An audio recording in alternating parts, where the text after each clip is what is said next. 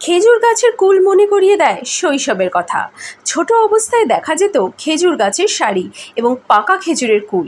এই কুল অতি সুস্বাদু। সচরাচর দেখা না পেলেও দেখা গেল দীঘা থেকে মন্দারমণি মেরিন ড্রাইভের পাশে সারি সারি খেজুর গাছ।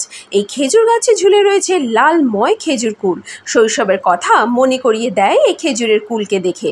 পূর্ব মেদিনীপুর থেকে আমাদের সাংবাদিক অংশুমানের সাথে খবর পাঠিয়ে আমি রুবি। আপনারা দেখছেন নিউজ ভারত 24 আওয়ার্স। খেজুর কুল, সেই খেজুর কুল আজকে কিন্তু দেখতে পাচ্ছি দীঘা জুড়ে।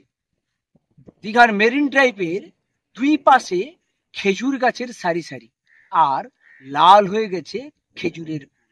মনে পড়ে যায় যে শিশু বয়সে যে আমরা খেজুর কুল পাকা খেতাম, সেটা কিন্তু এখন কিন্তু মনে পড়ে যাচ্ছে।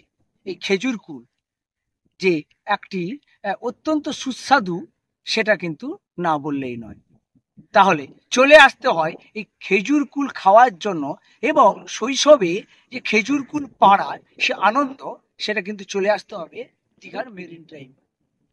তাহলে চলে আসুন কথা না বাড়ি দীঘার মেরিন ড্রাইভ। কেননা শৈশবের সেই পাকা কুল, যে খেজুরের কুল,